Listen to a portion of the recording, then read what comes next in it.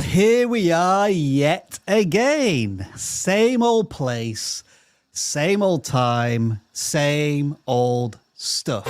You are here with vidIQ with very loud music, but I'm going to just touch down a little bit as you join us for another session of technical errors, fluffed lines, but exceptional channel auditing. Here at vidIQ, we are creator obsessed, and we welcome you into this lecture theatre as you creators get a little vulnerable and submit your channels for our critiquing, which we hope will provide you with motivation, advice, guidance, wisdom, inspiration, and whatever words I can think of to help you take your channel to the next step. We are your human coaches for the next 2, yes, count them, 2 hours. And it can only mean one thing: if we are live, I need to make a slight adjustment to my studio. It is now official. Everybody, let us know where you are in the world and what time it is as you join us here for this live stream. I can tell you that Dan joins us from somewhere at some time as today's co-host. You're here, Dan. Stop typing. It's time to get live. How are you doing? What's going on? Yeah, I'm good. How are you? I am fantastic, Dan. Looking forward to a fantastic session of our vidIQ Nation, our family, sharing their channels, all topics of all descriptions, all channels and shapes and sizes. What gets you most fired up about live streams every single week? I like seeing the channels. Good. Do you have a particular type of channel that you like? You know what I like is I feel very motivated by the channels we see all the time. As do I. There's so many channels on YouTube that we would just never imagine exist, you know, and so many different passions out there because I'm in my bubble. I like my gaming videos. I like my documentaries, you know, you like sports stuff. So it's great to see some interesting channels, and I always learn something from these streams, which is cool. Well, I think the first channel is going to get you super excited, super pumped up, or absolutely terrified. It's going to go one way or the other, Great. I think, for the majority of our audience. I'm just clicking on many of the vidIQ Nation's usernames here as you tell us where you are. Papa Bots is in Atlantis. Now, I don't where is that? That is east of me, so that's Eastern Europe if it's 4 p.m. because it's 3 p.m. here. But yeah, glad you could join us. Dragon Lord Hollows, 10 a.m. for you there in Eastern USA. We've got Steve Cassidy Guitar, 3 p.m. in good old Scotland. WW's family in Pakistan, it is 7 p.m. for you. And we have Rizo, who is 4 p.m. there in Germany. One of our extraordinaire moderators, Slavgard's manga. 9 a.m. there, presumably in Texas. We've got 7 a.m. here. Well, that's early in Tucson, Arizona, from the friendly evangelist. And so many more people welcome us into the live stream. I hope you're all settled now because we're going to explain how this live stream is going to operate for the next couple of hours, just in case you are new here. If you are new, do let us know in the chat because our awesome community and moderators will welcome you with open arms. But you probably need a little bit of guidance on what's going to go on here, so we explain it in just 48 seconds. Welcome to the vidIQ Channel Reviews live stream. Simply fill in the correct form in the video description and your channel will be considered for review during a live stream. Channel reviews are free, so no need to send us a super chat and don't spam us in the live chat. We'll ignore it and you may be put in timeout. If you need a channel audit right now, make sure to check out the vidIQ Coach AI tool that will help you with strategies, ideas, titles, scripts. Link in the description. It's a game changer. If you submit your channel for review, expect the following. We are sharing nothing more than our knowledge, experience and passion as fellow creators. Thank you to all of our moderators who help us out on the live stream every week. You know who you are. Give us a like if you enjoy this live stream, subscribe if you love it, and share it with like-minded fellow creators. All right, let's get started. Now, just looking at that, thanks Dan, looking at that old intro with my old glasses, I do have to report some sad news. Yeah, you broke your These glasses, it now looks like. legendary glasses. Well, they're broke. What did you do? Nothing. I just think because these were custom made and these are plastic glasses, that the lenses have been slowly pushing at the plastic and they've kind of frayed. So I think I'm gonna have to get some more of these glasses. We need a sponsorship, is what you're saying. We need someone to make glasses. Vision Express, Specsavers, one of the big American opticians out there, Dan, that we can sign a deal with. I think like Glasses USA, something like that. Whoever wants to maybe have a conversation with me and my glasses, then please do so. Final bit of housekeeping is, while the channel audits are 100% free, and always will be, we do have a paid section of this live stream, which are super chats. I see we've already got one in. And what these super chats are designed to do is let you ask us, your coaches, for the next couple of hours, a specific question. Now, when I say specific, try and not keep it so specific that we need to have intimate knowledge of your channel, because we don't audit channels when we do super chats. But we like to discuss and help you with a question that you may have about your YouTuber journey or YouTube in general, vidIQ, etc., etc.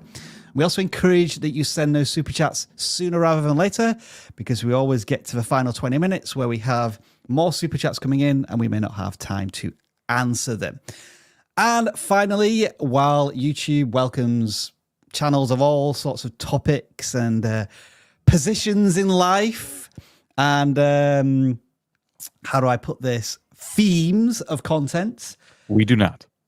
We do not, because we have a universal audience and we have to be sensitive to a younger audience and so on. So we'll just be honest and say, if a particular thumbnail has something that's maybe gratuitous or titles that have look as if they have swear words in them, we'll just say, sorry, we can't cover it on this live stream and move on to the next one. So that's why we're apologizing in advance. But with all of that being said, Dan, can you think of any more housekeeping things that we need to do? Be kind to your fellow members of chat. Just be kind. Everyone be kind. Dan and I will try to do that at least for the first 17 minutes, and then we'll forget and we'll come across a Let's Play gaming video and our kindness may just suddenly retreat. But we'll wait to see if that happens.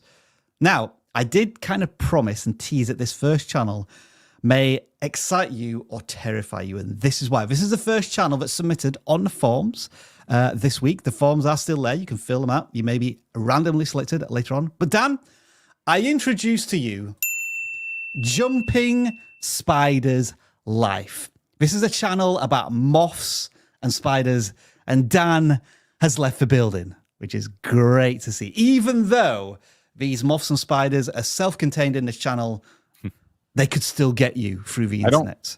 I don't like bugs. It is perhaps the first channel we've audited on this topic, Dan. That's why I'm excited about this channel, because it will have the advantage of less competition. But how do you tackle this icky, sticky, get off me type of channel on the whole? Like general impressions here, Dan. What do you think? Channel with 1,500 subscribers. What are we looking at here? Well, it doesn't seem they're monetized yet. I imagine that's a watch time thing, and I think that's because people don't like looking at bugs, and so they click off the videos very quickly. So yeah, you have that's a good challenge ahead of you. Terrible audience retention, and like it's just through the nature of the content. Yeah, that's kind of like that. So that aside, you know, for bug lovers out there, I think they're doing a pretty good job. The thumbnails, although I feel like the backgrounds here are a bit plain and flat, it works. Okay. The detail in like all the insects and stuff that they're showing on screen. And we talk about thumbnails and we talk about how you don't need to be this excellent designer. It's about communicating that one simple message to the viewer. So why is he turning black? Black, thick caterpillars, raising death's head hawk moth caterpillars. Okay, so the thumbnail does a good job with an arrow pointing and some text that's easy to read. I think the first thing is I read that title out loud and struggled to read it. The first thing that occurs to me is the titles probably need some work on this channel if you want these videos to have more reach. You got 1,000 views on that, so it's not like nobody's watching, but I think they could improve so that people, they're a little more readable. Because I think what you're doing in some of these, maybe not all of them, is making them more algorithm readable. Like you're just trying to make sure that they're searchable and things like that. When Right. Yeah. it's kind of like, well, what is the video about? I can see that maybe you're trying to imply that, like, what does it mean when a caterpillar looks like this? But that, why not be that upfront and clear with it? Because it's just there's words that don't go together and form a sentence, and that's kind of my issue here. When we look at this thumbnail and title, Dan, there's almost like three things trying to be communicated. Why is he turning black? Yeah. And then black sick caterpillars, and then raising deaf heads, hawk, moth caterpillars. Caterpillars. Can't even say the word. Hard to say. Now, it's taken me about 8 to 9 seconds to go through all of that text. And so that's a lot of decoding that the average viewer has to do. Whereas we look at this one here, and this is like, that's all I need to know about that thumbnail and that question to get me intrigued or not. I think that just has so much more immediacy and instinctive, I'm curious about this, and accessibility to a wider audience. This one kind of feels more for the real moth enthusiast, whereas this one feels like it could appeal to just a general audience. And I would say for this creator, they need to do more of this type of content to be open to a wider audience. We've been talking recently about total addressable market. And I feel as if with this title and packaging and thumbnail idea, the total addressable market is much smaller than this one. And if you're not sure what total addressable market means, watch the video we published yesterday. Yes, shameless plug. I'm actually fairly satisfied with the thumbnails, Dan. To get these really close-up images of all of these insects and making them the hero, I think generally they're in the right space there. Yes, text kind of switches from one thumbnail to another. They're using a different font all of the time. Yes, sometimes that blank background, especially in this one, leads to too much negative space. But I'm feeling more like the accessibility in the titles is where this creator would want to target next. But I'd love you to counter, argue, or add any final thoughts to this channel. No, that was exactly how I was feeling about those backgrounds. I think we're in agreement, and I think this channel has a lot of potential as long as they, work on their titles a bit. Mm-hmm, mm-hmm. These are all of the most popular videos. And just again, I think with the text more than anything, on the text on these thumbnails is very easy and readable in most cases. Whereas I go to the most recent videos, typically some of the text isn't quite as readable. I like this big, thick, almost cartoony font. I think it works. And when you limit yourself to 3 words, that is a good approach as well. But like channel focus, potential audience, I would imagine you'd probably be doing some shorts as well. I think this is an opportunity where you can get like some really interesting high view shorts as well. And it looks as if you're experimenting with that as well, which is great to see. So I think this channel has great potential, probably near monetization. Maybe they've chosen not to get monetized yet, but I approve of this channel, even if some of you hate moths and spiders. Now, I guess what we need to do is anybody who left this live stream, Tish and all of you moderators, can you just sort of reach out to him now and say we've finished auditing this channel and maybe move on to the next thing? Yeah, see if you can do that. Thanks. So what we're going to do now is audit our first gaming channel that's submitted this week. And Dan, we've audited transit Minecraft channels before in some shape or form. Yeah. This is Jonathan Home, who has 8,500 subscribers, which, first of all, I think anybody who gets more than 5,000 subscribers in the Minecraft genre these days has found something for their audience, which is appealing to them. Yeah. And yeah, just give us a lowdown here. Generally speaking, what can you see from this content? I see a dedicated audience for certain. I think they're doing a lot of really, really good things to keep this many people coming back, doing something that we would generally recommend against, which is keeping your thumbnails very, very basic, right? Like they don't really say what's going to happen in the videos. They just kind of have an episode number and season 3 Let's Play, which is not really needed. Like, I think these thumbnails could be greatly improved upon. And despite that, you've built a very loyal and dedicated fan base, which is awesome to see. I think what's helping you here is the titles, because they give a little more detail into what you're doing in Minecraft Let's Play episode 15. You know, there's stuff going on, and the things you're building are obviously very impressive. You can just kind of see the sheer scale, like cities and things like that. That also gets Minecraft people clicking. So yeah, all of that is really cool. I think there's a lot of headroom and room for improvement as well. I'm just looking at where I started, Dan, and it was like a couple of years ago. Is this the same thing? Is this Minecraft stuff, or is it another? These are more, I think, tutorials. They say tutorials.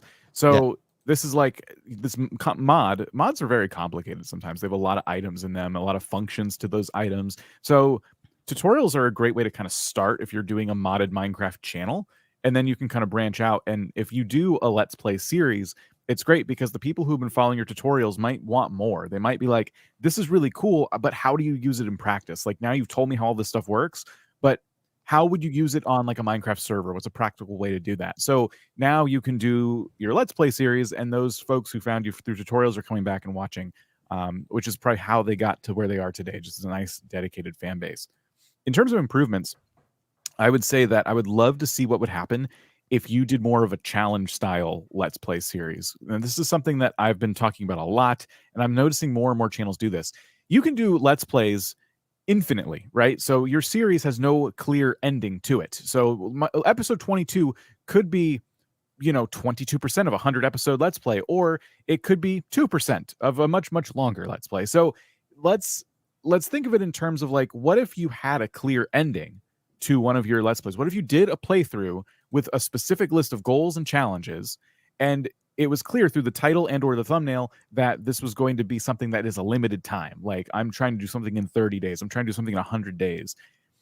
That kind of thing gets clicked a lot more, and from a lot of new viewers, in my opinion, because now people know when your movie is going to end, right? They're coming into your channel and knowing that if they jump in on episode 5 and they see that there's been 4 episodes previous, they know that there's, only so many ahead of them. And they can go, okay, I'm going to go back. I'm going to start from the beginning, and I'm going to like follow the series through because this is a lot of fun. So I think those types of challenges can be a really good way to bring in new viewers. And you can do my favorite new thing to tell gaming creators to do, which is to take all those videos when your series is done and put them in one giant video. Yeah. I was wondering if you were going to talk about that a little bit. That's my new thing. That is like my new thing when it comes to gaming channels. I've seen so many do it, and you would be surprised how long a 12-hour video will get viewed by one person, and you'd be surprised how many views a 12-hour video can get. So currently they're on this Let's Play, but they have different seasons. So could they start with maybe, because I still don't think they've finished this entire journey because they're on episode 23, but I think that's season 3. So would you start with maybe just compiling the entirety of season 1? And given that the video lengths are generally quite long, talking about half an hour length per episode, you're probably going to end up with something that is in the region of 5 hours.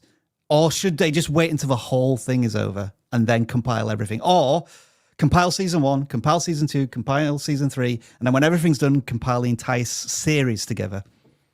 That would be interesting to see another compilation of all the things. But ultimately, the reason you do this and the reason it's successful is because it shows progression in one simple package, right? Title and thumbnail. So if you did something over 100 episodes and that was season 1, you focus on the title and thumbnail as to what was achieved. You do that classic split screen thumbnail day 1, and it's like the player standing in an empty field.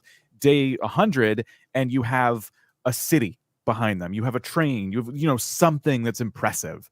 So people know, like, wow, that's a lot of stuff. And the title is simple. It's just like, I built a transit city in Minecraft in 100 days, something like that. So that's why I love those compilations. And you would be surprised. People put those on and they like let them run overnight. They go to bed watching it, and then they come back to it. They'll watch maybe a few episodes in one chunk. You just put chapters on and make it watchable and scrubbable. And then people come back and they're like, I left off in this part of the video. I'm going to continue watching it. Super long videos in the gaming space. Like, look out for them. they are like the new thing. People are consuming shorts, which are like 30 seconds long, and now they're consuming extremely long gameplay videos that go into several hours sometimes. And that's not to say you should do 3 hours of recording and not edit it. That's why the compilation is so powerful, because you've taken a bunch of videos you've already put the work into and edited, and then put those into one big video. And now you have this really big video that has a lot of editing and good pacing and storytelling and things like that. Let's fix this. Maybe start reaching out to your community with community posts when on the days that you're not publishing videos. And Dan, you've said a lot and you've given us a lot of valuable information here, but there's one more thing I want to talk about, which you've kind of briefly touched on. I don't want a big answer from you here. Like, I want to limit you to 30 seconds to give yourself a bit of a verbal rest. But it would be remiss of us to not talk about the let's play element of this, since we complain about it so much, so often, but it doesn't work. It's working for this channel. Mm-hmm. Is there anything just from the packaging that you can pinpoint which says let's plays do work for creators, but this is the approach you've got to take? And I realize I'm putting you on the spot there. Don't worry if you haven't got a good answer. The approach, I kind of laid it out earlier, and this was just my imagined approach for the channel, based on the oldest videos and the newest videos, what we saw. The journey seemed simple to me. They started with tutorials and helpful guides, and then they started doing let's plays, but in the same vein. So they took the things they were tutorializing and then they played them for themselves, meaning the people who watch these tutorials have something relevant to come back to when, when a let's play happens. So it's like relevant to their interest still. So that is how to do it. Like, I think if you do a let's play channel today and your first video is episode 1 of Minecraft and you only do that, you're going to struggle. But this creator proved themselves first and gave a ton of value. And then I imagine their let's plays also are hybrid tutorials as well, because as they're doing things, they're showing you like how to do them. Okay, everybody, give it up for Dan there. Like, he is just monstered through that channel. Let Dan know your appreciation in the chats with emojis or members emoji, because Dan does have his own emoji that you can thank him with. I think you do. You don't have a cartoon one, but you have like the I have the thinking one. I'll put some of those. The thinking one, yeah. You have a thinking one. And let us know through liking this live stream as well, because hopefully it'll be shared out to more creators who can join us with what we're doing, which is auditing your channels. And we're going to move on to the next one, which is this channel that's called The Creative Hippo. Now, I've chosen this channel because they are very new to YouTube and they're a month into it. They've made 7 videos. They have just cracked 100 views. They're going to hit 10 subscribers very, very soon. But there are things that I think we can tackle for the creator now, so they don't have to learn this 30 videos down the line where they're thinking, why does every video continue to get 13 views, 5 views, 12 views? And again, sorry, I'm throwing it over to Dan here, because like, what do you think may be causing this lack of early growth if they continue to do what they're doing? You don't have to give a big answer, Dan. I'm happy to jump in if you just kick us off here. One word. Random. Random. Yeah. So this, and it kind of teases itself out in the about section as well, where you say, here to share my art and hopefully inspire you. These are all thoughts and words of somebody who's perhaps not confident and passionate about what they're doing, or they're passionate about what they're doing, but they're not confident to celebrate in a really inspiring way. Like, the value proposition at vidIQ is to not hopefully turn people's passions into careers. It's that is our goal, and we're going to help you get there come hell or high water. We're going to do our damnedest to do that. I just want these creators to have more confidence in themselves about what they're doing, and also to not be so blatant with the idea that you are random, because I don't feel as if that's going to build an audience if they don't know what to expect from one video to another. So for example, instead of doing random art, maybe you have a series of technology art, nature art, Halloween art, etc., etc., etc. Because Dan, I'm going to play one of these videos. Okay. I think the actual, I'm going to, now, get rid of that intro bit, first of all. I don't think it serves any purpose. We'll just rewind that again. Because I think it's on most of the videos. You don't need to ask people, again, you don't need to hope people are going to enjoy this video. Instead, why don't you tease the end result? Like, give them something to latch onto as they're watching the video. Now, the rest of the video is with music. I'm not going to play the music. I just want to show Dan. I almost find this a different and new way to illustrate how they're painting. I've never seen somebody record in this fashion where clearly they're on a phone or an iPad and they're pinching to zoom and going in and going out. And it's like kind of like a visually interesting way of doing it. Now, again, there are questions with this because it's a long form video, and why is it vertical in this way? Surely it could be in landscape, and 6 minutes may be a bit too long for this kind of time-lapse drawing as well. Maybe it needs to be a bit shorter. But this is something a little fresh, I would say, in the art world, or I've certainly not seen it before. Is there anything else you'd be adding here, or do you think it's just a channel focus and all of the other small things that I've added that could be tackled for this channel? Yeah, it's a couple things. It's definitely widescreen videos. If you're going to make videos like that, get rid of the intro, all that stuff I agree with. A lot of art channels struggle a lot. And one of the things we recommend, and this is not a surefire thing, this is just one area to consider, is if you can jump on trends, or more importantly, get into a fandom of some kind, and you can take your art and niche it into a certain category, here, I'll give you an example that I feel like is a good neighbor to this. That's game development channels. So let's say you don't really teach game development on your channel, but you are a game developer and you want to just share your passion in various ways. You got to take this more zoomed out approach. You're making something that no one's searching for. You're making this game. So if you take the name of your game that you made up and make that a YouTube video, no one's searching for that. So you need to focus on the more meta aspect of it, of I made a game in 10 hours. I made a game in 5 minutes. So that's how a game developer channel would do it. For an art channel, it would be, I wouldn't do this because everyone kind of goes to Marvel, but drawing Spider-Man in 5 minutes or something to that effect. And if you can kind of target a fandom like that, that has a lot of people and you're drawing familiar characters and things like that, that could be a good series for you. I don't think you should do that forever, but I think that's a good series. That's some way you can kind of break into this a little more. Now, these shorts, Dan, are pretty cool. I especially almost love this second one. It's kind of this scratch pencil art. I don't know if you call it that, but there's almost a GIF quality to this that you can watch it several times over. Yeah. The one thing I would encourage creators to do is, how could I add a bit of a story element into this? As in, at the very beginning, a little person gets on the rocket, and then the rocket lands and the little person gets out. And something happens to that little person. They step in dog poop. Well, all right, Dan, come on. Less of a toilet humor. Yeah, that'd be funny. But I just think this animation is cool in itself. All it requires is a story, and that could be something that's really, really intriguing to an audience.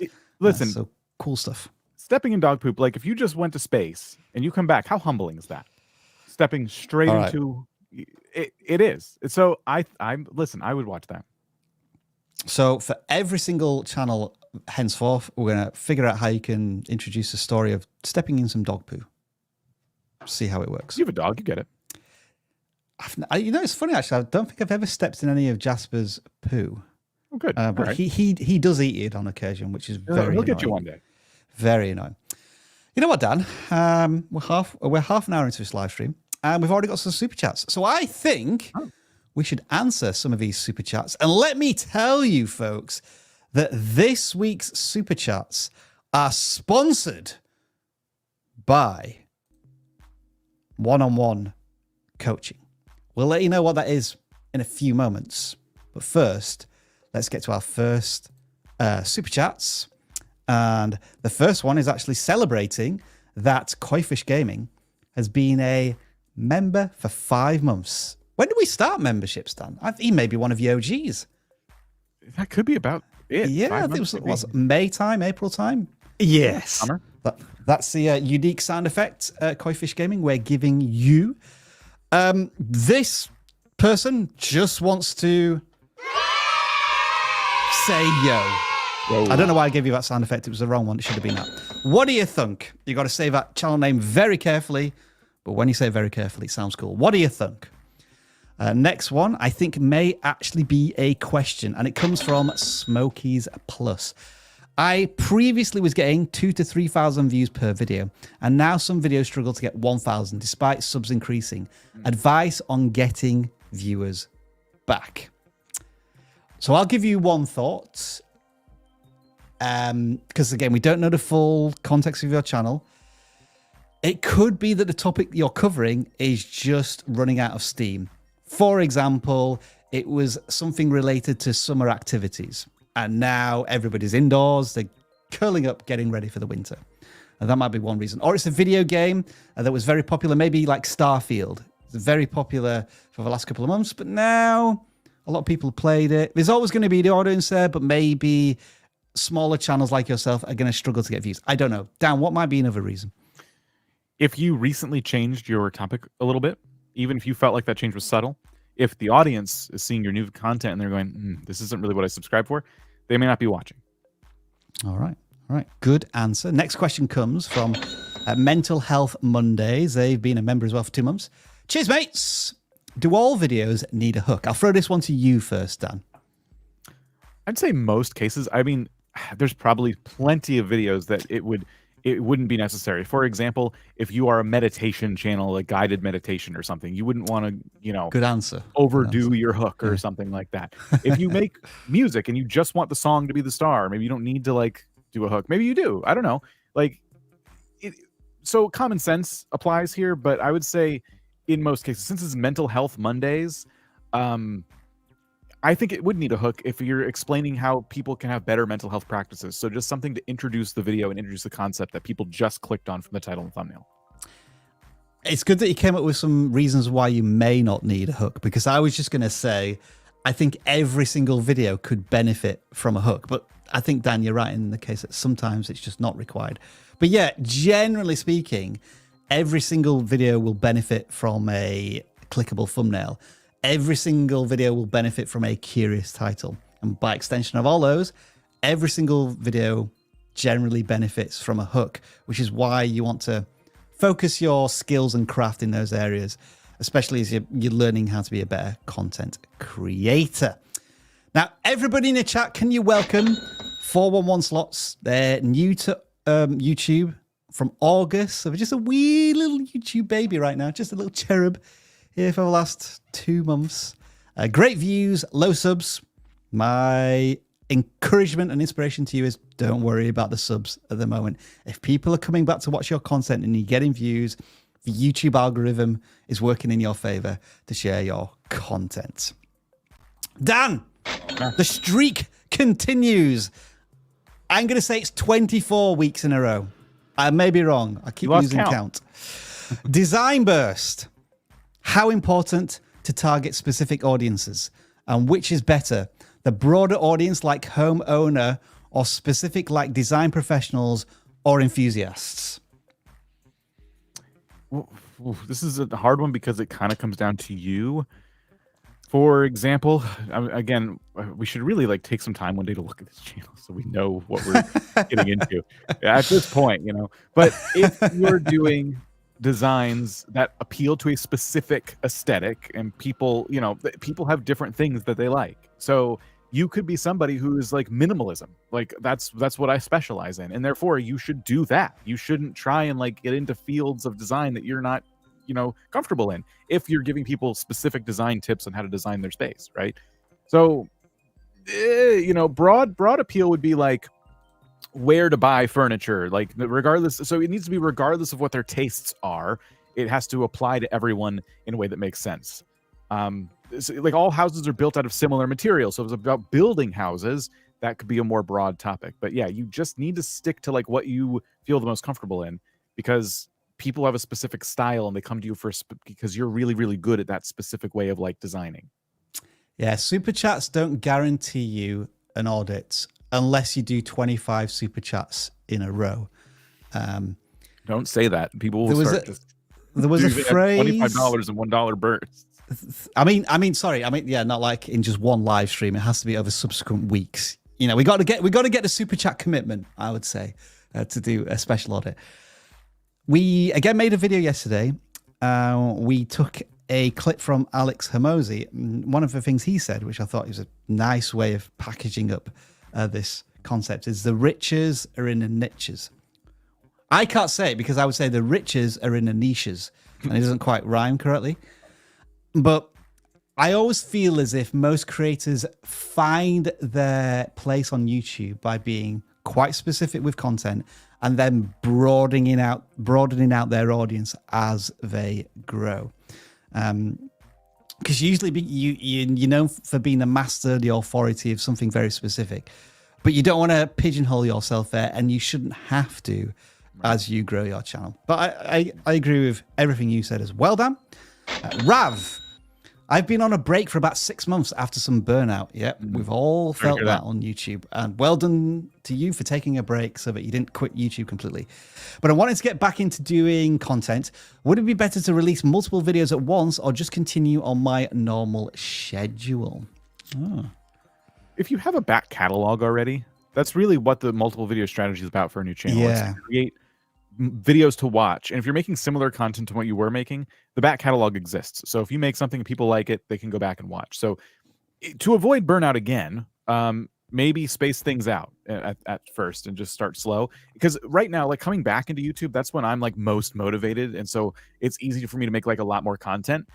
If you space that content out and get ahead of schedule, then it kind of gives you that buffer. So that time where you really need a day off, you have a video already sitting there scheduled, ready to go, and you don't have to create that day. Dan, that is a fantastic answer. I don't feel I can improve on that. Lefal Greek. I'm a Greek channel with 92 subscribers. Awesome. I hope you reach 100 subscribers within the next couple of weeks. Now, 411 slots. You are new to YouTube, but I don't think you read the brief at the very beginning of this live stream where we said, clearly stated, that super chats do not guarantee you channel audits. And so if you're asking, do you feel our thumbnails and titles need work? We're not going to look at those thumbnails and titles as part of a super chat because we want to try and keep the super chats inclusive to all whilst answering questions from creators.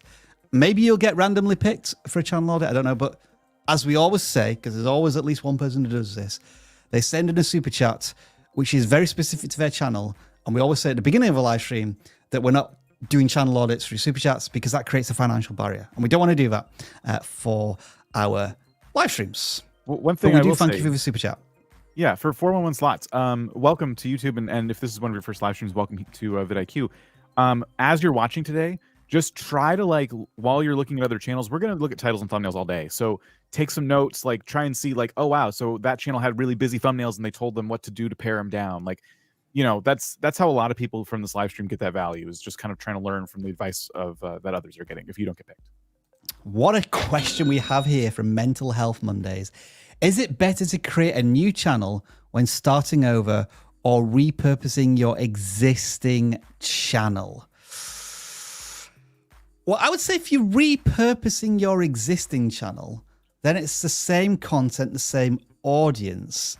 I would be inclined to continue on with that same channel. Mm-hmm. Having said that, we made a fantastic video on Friday that for some reason none of you watched. I really recommend you go watch it now, which was all about, should I quit my channel and start all over again?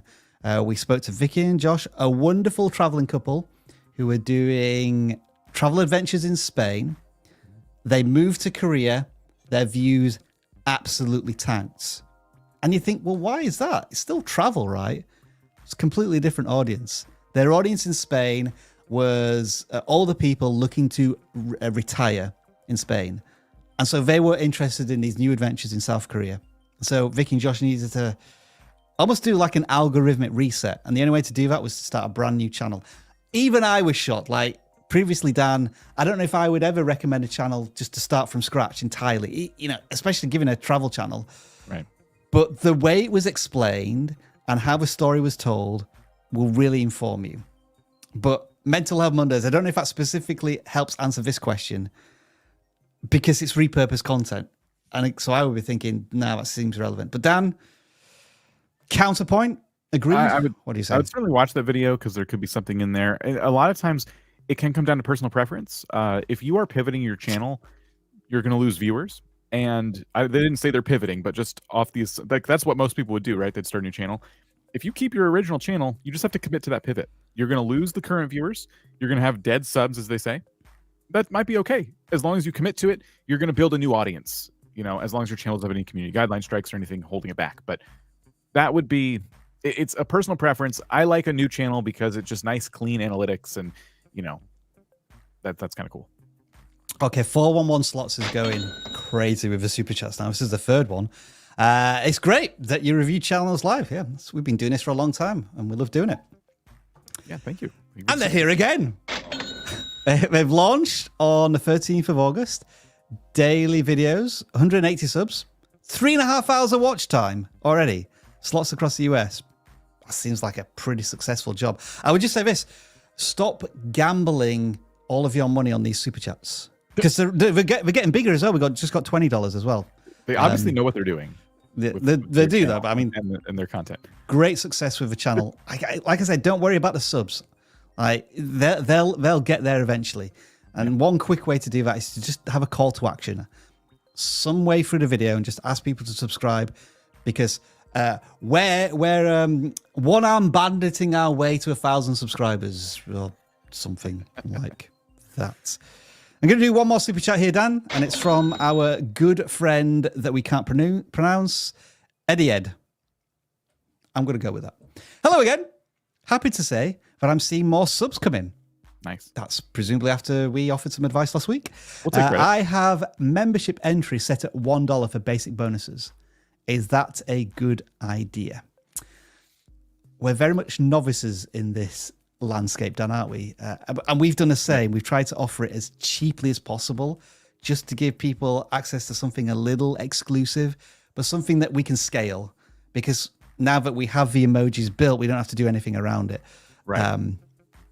Well, I have zero experience on memberships beyond that. What about you? YouTube says that channels are more effective when they have multiple tiers of membership. The trouble with that is people like to get a little bit intense with the things that they offer. And I don't mean intense to the viewers. I mean intense for themselves. Like people start to sell for membership money like their free time. And before you know it, you can't keep up with it anymore. And there's a number of ways to sell your free time. I'll write you a personalized note. Well, that's going to be a lot of personalized notes after a while if you're successful. So everything you do as as your membership program, it should be scalable. And scalable means it doesn't matter how many people become members. It's no extra like skin off your back because you're not having to do all this extra work. So one thing you can do, a scalable way, is like maybe for a higher tier, you do a monthly live stream just for members. Like that could be something you do. And that way it's the same exact amount of work for you, no matter how many people are in that tier. So yes, I think $1, $2, that's a really good place to start. But if you get some members and you're looking to make some more money, I would add tiers to that and then just perks that you can manage. There we are. We'll bring Super Chats to a close for now. But I did mention that Super Chats are this week sponsored by one-on-one coaching, brought to you by vidIQ.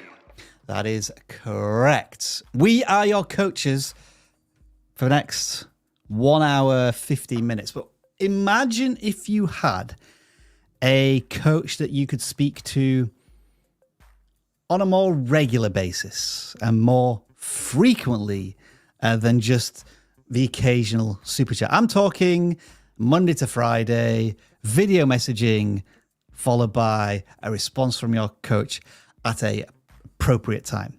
That is the essence of what we offer with one-to-one coaching here at vidIQ, because we know that the YouTube journey is hard. We all start off with our passions and our excitement and our motivation to take on the world. And then after 3 videos, you've got 7 views and 2 subscribers, and you're thinking, what am I doing wrong?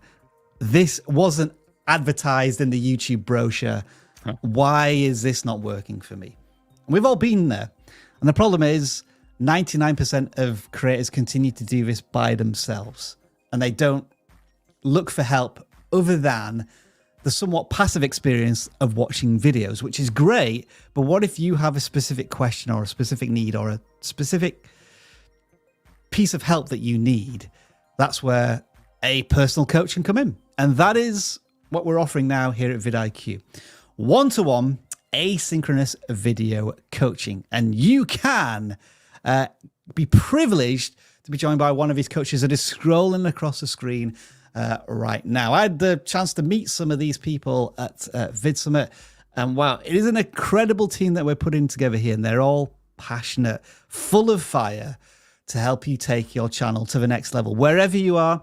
I know there are some coaches who are helping creators who haven't even pressed record yet. They've not even made a single video, whereas there are other channels with tens of millions of subscribers. We cater to all types of creators. And there are limited places. We don't often talk about this service here on live stream because it goes just like that.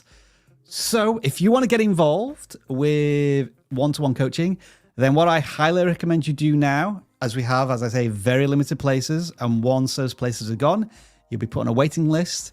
And as more spaces come up, you will be contacted. But we're saying it now because there are places right now. The link is in the video description. And do we have an appropriate banner link, Dan? I'm just checking. Are we doing one here? Yes, we do. Yeah. There is a links rolling across there. One-to-one coaching.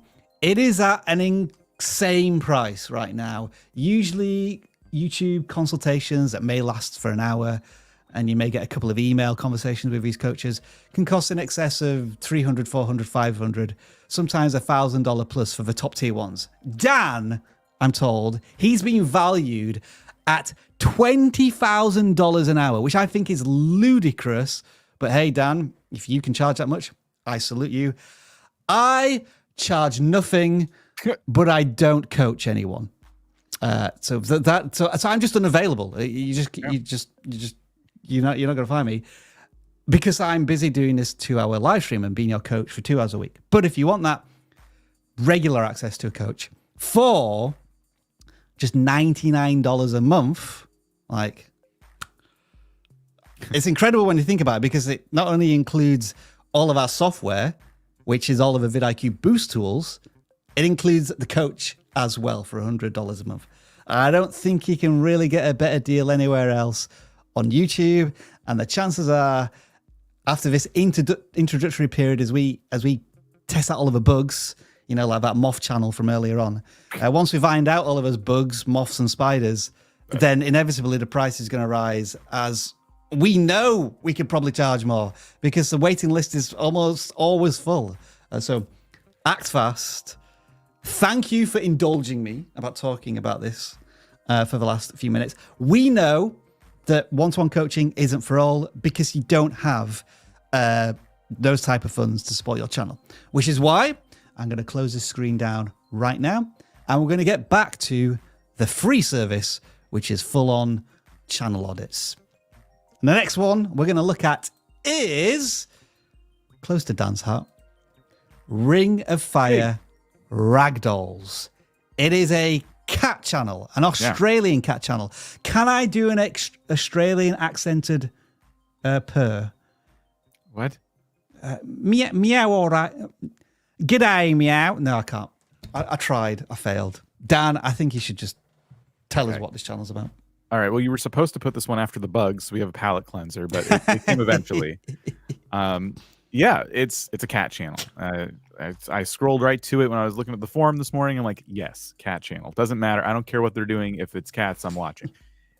So this is fantastic. They are what they call, I think, a cattery. So they have access to a lot of felines, which is a great position to be in when you're on YouTube. I'm not saying that to be funny. like if you have a unique position in life, like let's say you work on a farm, like you might know a lot of people who work on a farm. So to you, that's totally normal.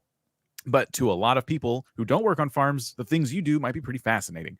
So that is what, when I say they're in a unique position, it's that they have access to like a business that is centered around cats, which means they get to do things a lot of like regular homeowners can't do. A lot of people don't want to have dozens of cats. It smells really bad and they cost money and it's a lot to take care of. But this channel has dozens of cats. And so they can film all kinds of adorable videos. They can do product placement where they are showing off different like things that they're getting for these cats, and the links down below. They can do, which they're not doing. My first piece of advice is a 24/7 cat live stream, which is, you always suggest this. You got to do it. It's cat live stream. You know, it's money on the table. There, you know, people, especially if you're trying to get these cats adopted. Here's the thing: like those live streams are often done by organizations that help adopt out cats from litters, like from feral cats and things like that. They're doing a really, really good service. But they're very local, like to a specific area. So if someone is watching one of those American live streams from, you know, that's located in Canada, but they live in Australia, how are they supposed to get their hands on the cat without like expensive shipping costs and things like that? So you could offer that on a more local scale, which is great. And a lot of people will watch just because they like watching adorable cats roll around and be adorable. So I would look into that. And then the content can be repurposed in ways too. If they do something cute, you can take clips from it and make shorts. There's so many channels out there that do this really well if you're looking for examples. And even if live stream isn't your thing, you can see the kind of content they're making and try and replicate what they're doing in that sense too. Jeff loves cats. He showed up right away the second we started talking about them. And that's just great to see. This is the effect of a cat channel. People just kind of gravitate from all over to stare at the cats. You beat me to it, and I wanted to use this as well. Jeff joins live stream. Hey, exactly. Hey, Jeff, how's it going? Gentlemen, appreciate you guys. You joined us just after I did the big sell on one-to-one coaching. Jeff is one of those coaches, by the way. So yes. Maybe we're going to throw some of these super chats to you and see how a professional coach answers the questions. Are we all in agreement here that the thumbnails are just phenomenal? Like, yes, absolutely. Uber cuteness, macro lens, zoomed right in, fluffy whites. I mean, I'm a cat hater, and these are adorable, right? you have to say that. See, it works. Jeff, so I gave some very zoomed out advice about like 24/7 cat live stream and things like that. Anything you're seeing here, you know, that's a little more zoomed in. Well, I'm just now starting to take a look at it because I was just kind of distracted by all the thumbnails, all the kittens in the thumbnails. It's like, come on, man, this channel is killing me. Like, what are you guys doing? What's happening here?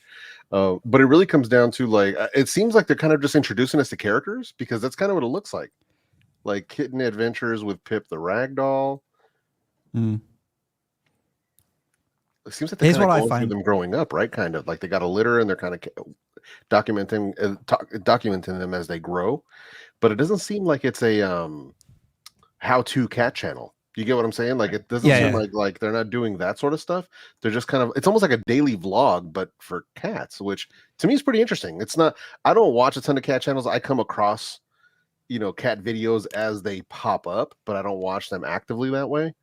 But it's pretty interesting to see it done this way.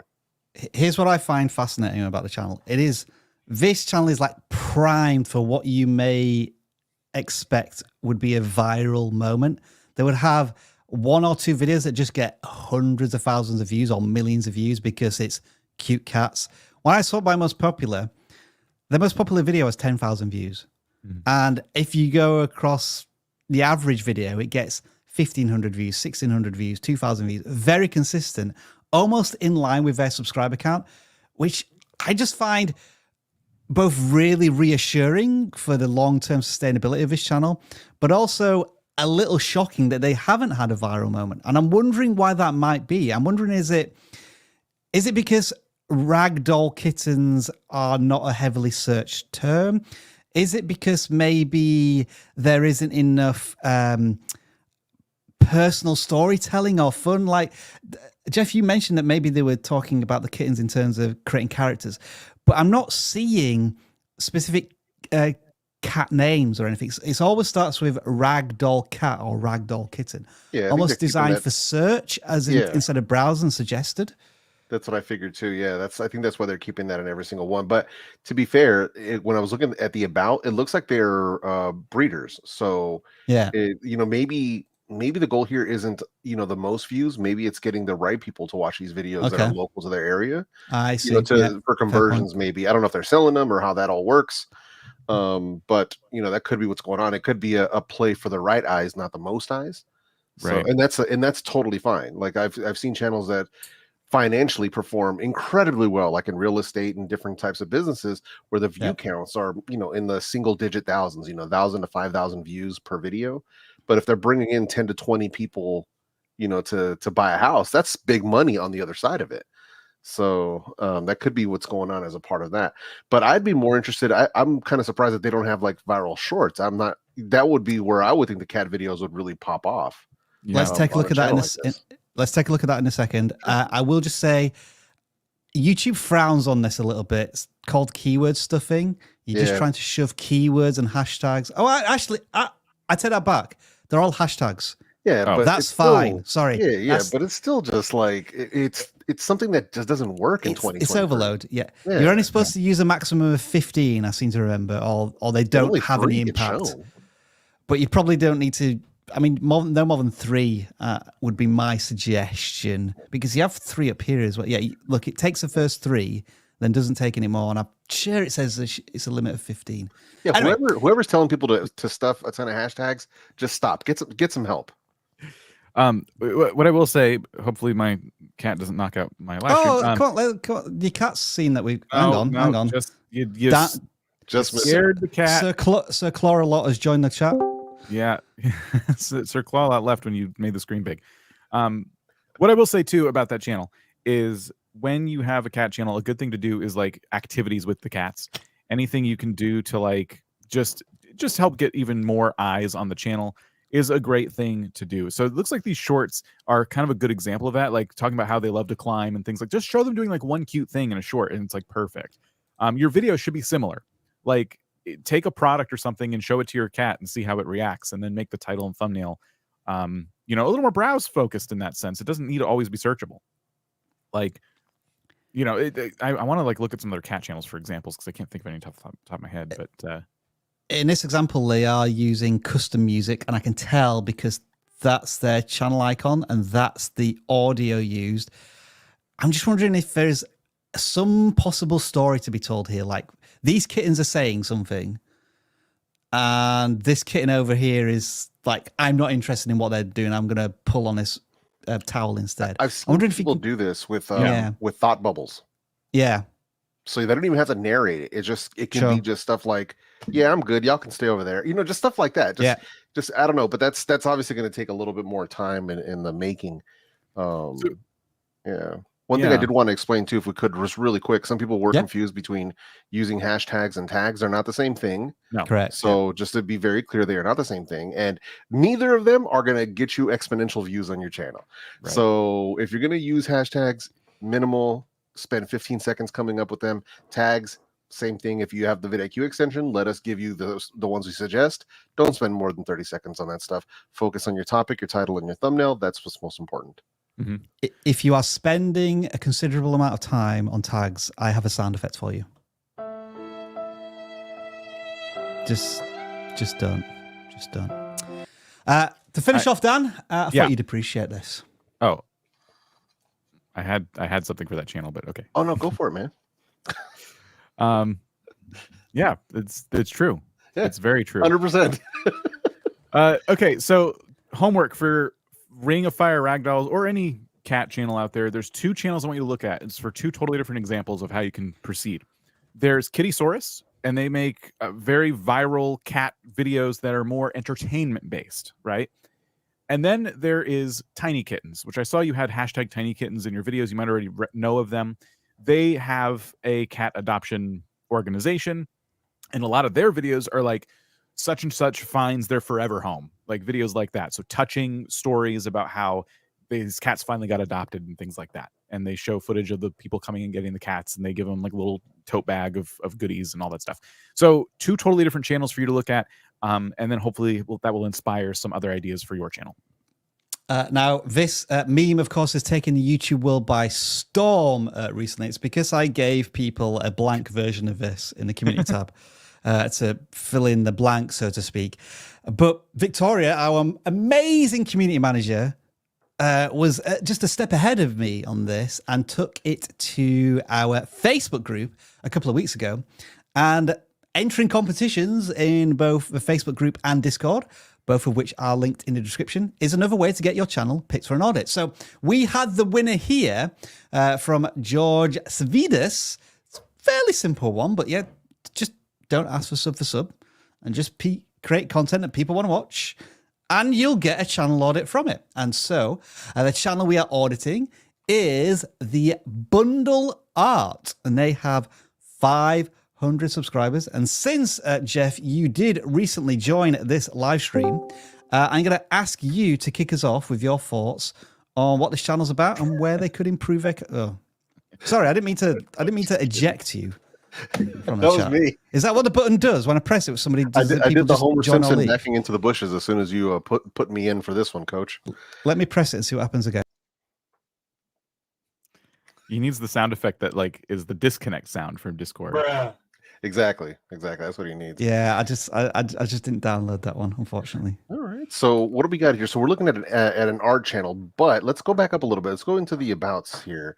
So from cinema to painting, we want to spread a love for arts, a channel about artists. So, all right. So this is one of those things where I think we have a bit of a lack of focus, right? And this is where things begin. Now, we don't know what we don't know. I didn't know this when I first got started, especially when I was, only a couple of months in or even like a year into this, is the fact that you definitely want to be a little more focused than arts in general.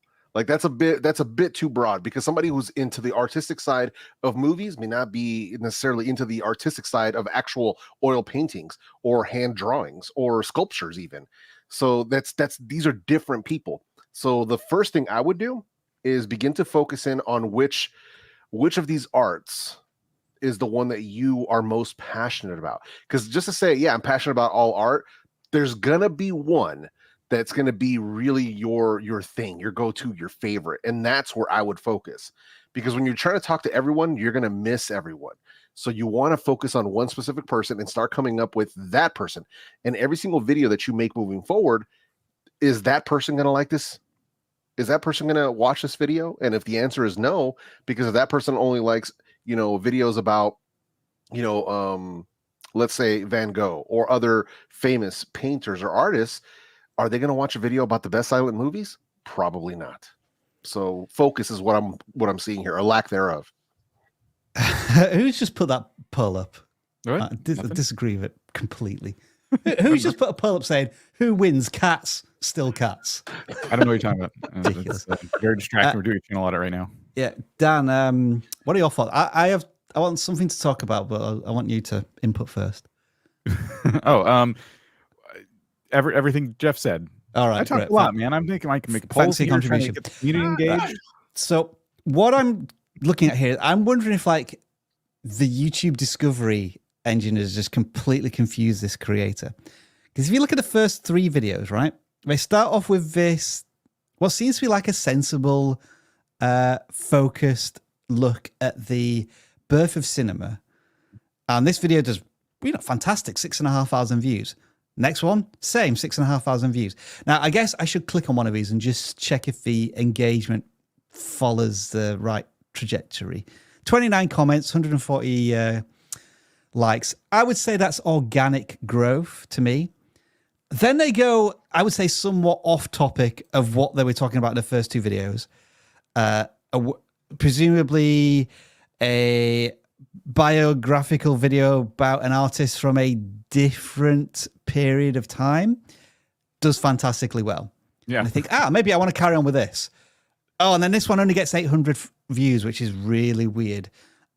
Maybe Renaissance art is not what my audience wants. So I'm going to go back to this thing that was about cinema, the for Progression Cinema. Oh, this video's only got 600 views, where the other one's got thousands of views.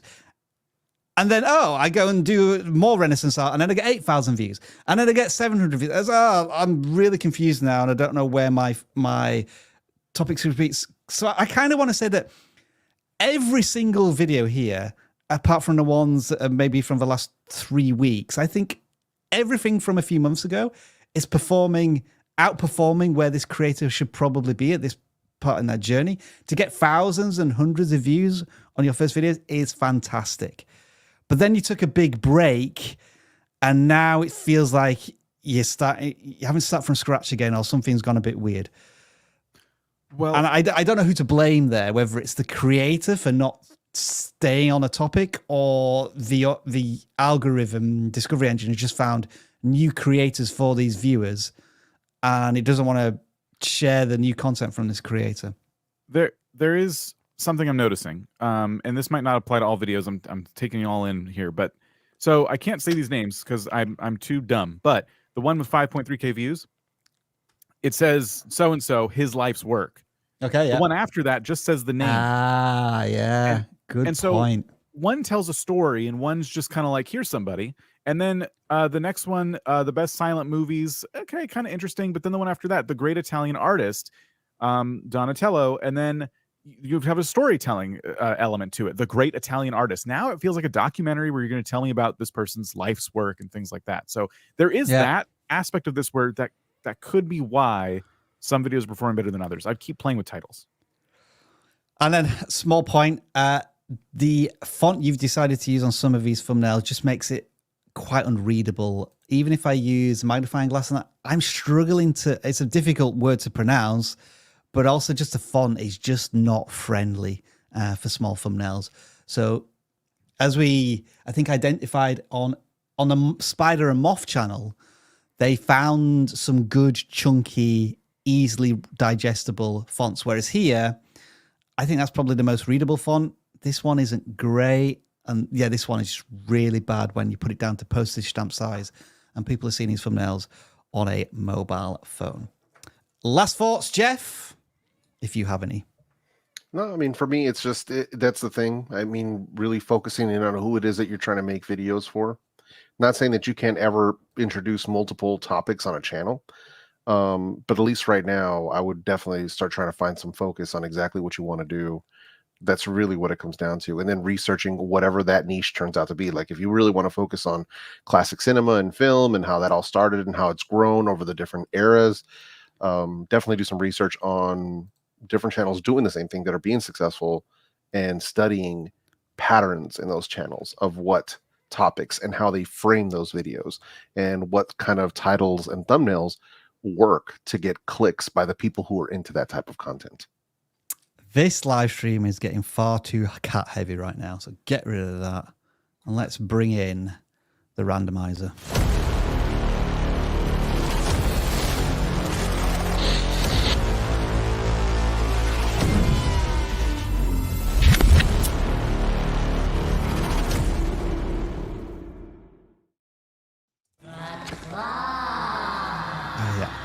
Jeff, come on. Will you take down that screen, for crying out loud? Have I shown people this before? I customized my stream deck so that the claw emoji, now when I press that button, I just thought I'd show people that. And we're not sponsored by Elgato or anything, they're affiliate links. Jeff's probably got some if you want to buy it from him. But the attention to detail is appreciated there, Rob. Oh, well, what about this one? And this is really boring for everyone. Right? Yes. This is beautiful. Just beautiful. Where were we? Right. So we're on the claw. Clobber. And what this will do is go through these forms, which are growing inside as exponentially as we do this live stream.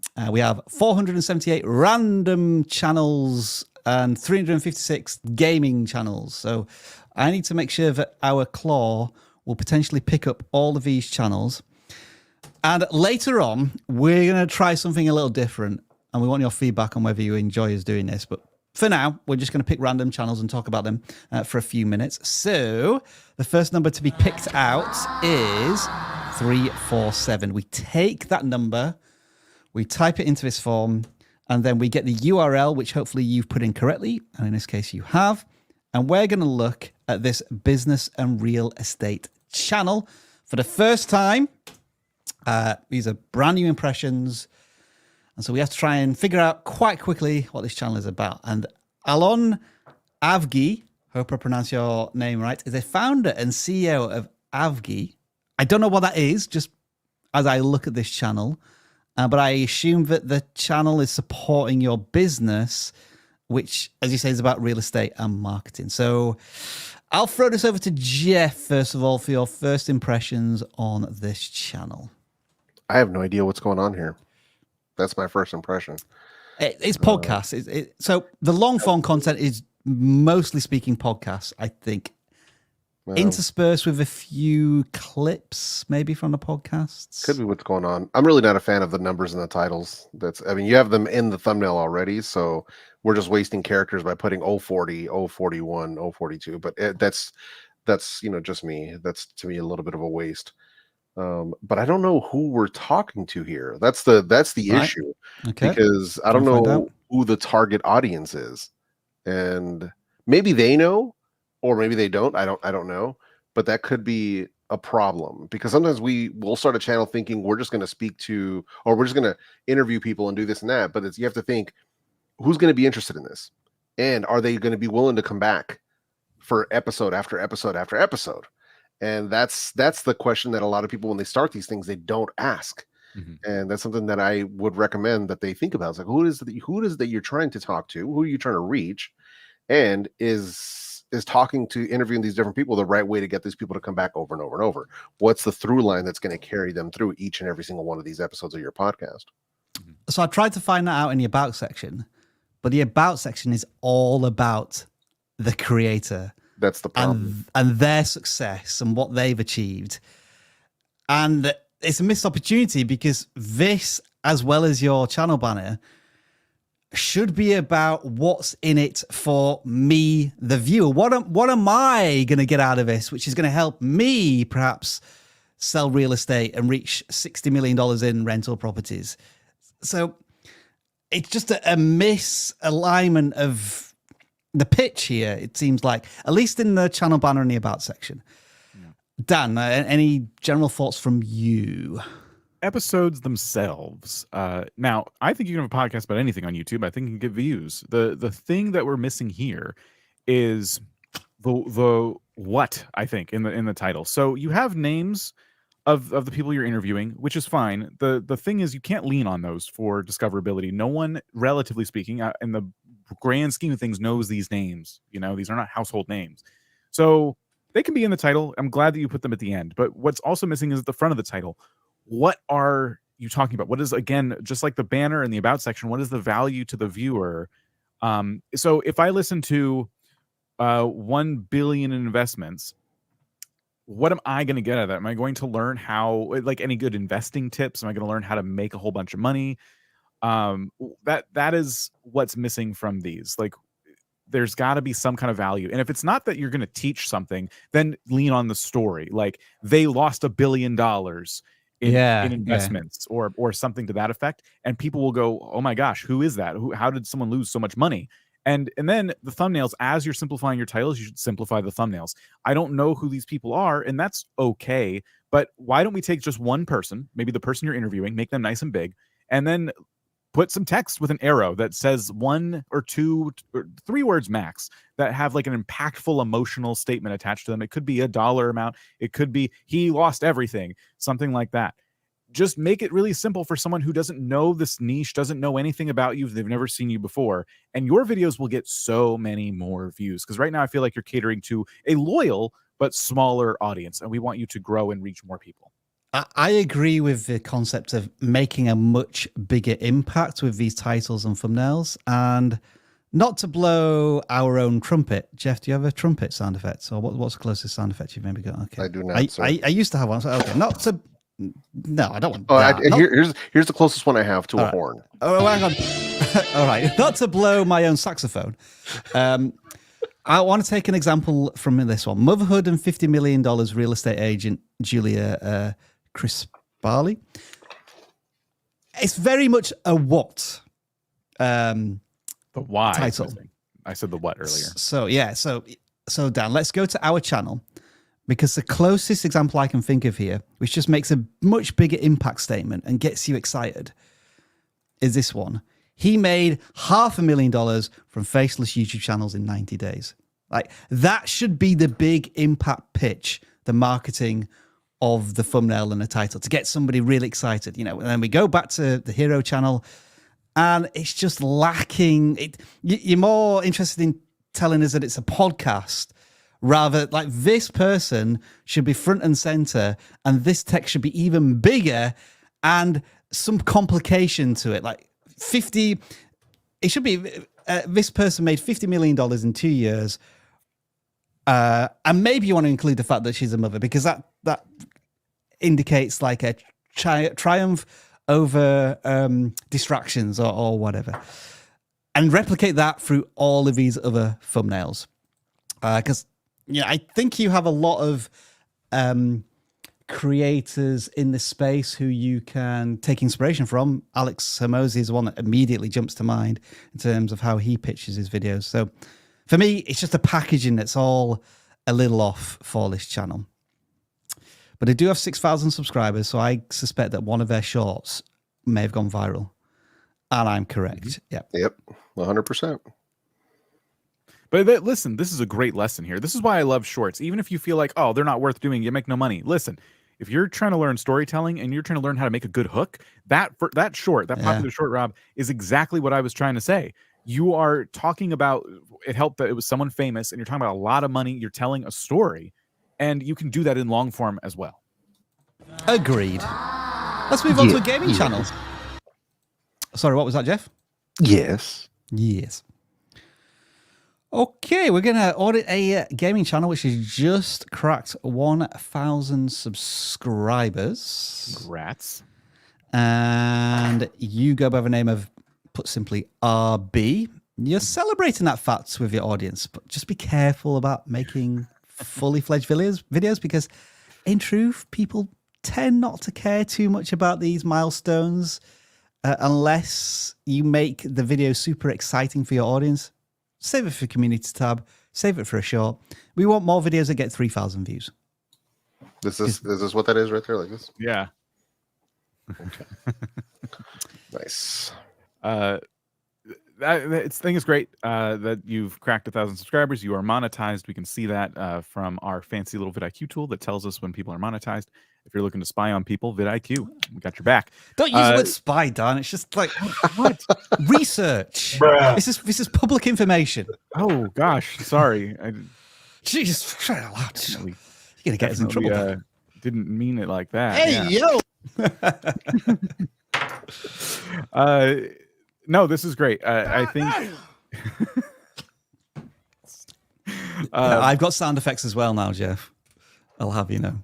I think they're doing some interesting things with titles and thumbnails. Their video before the 1,000 subscriber one, the video before that is one I would normally like critique the title and thumbnail, but they know how to speak to their audience. Yeah, I don't know what those words in the thumbnail mean, but the audience does, and it got 3,000 views. Yeah, and that's because I don't play this game, but that is like number one when it comes to gaming content, any content, is that you understand the audience you're speaking to, you know, because sometimes we might criticize the words you use because we don't understand them, but it doesn't matter. If you know what you're doing and you know that these are terms that people get because they play the game, they're in my niche, that works really well. So they use nice, big, readable text, and they used what I assume is an intriguing image that relates to the video.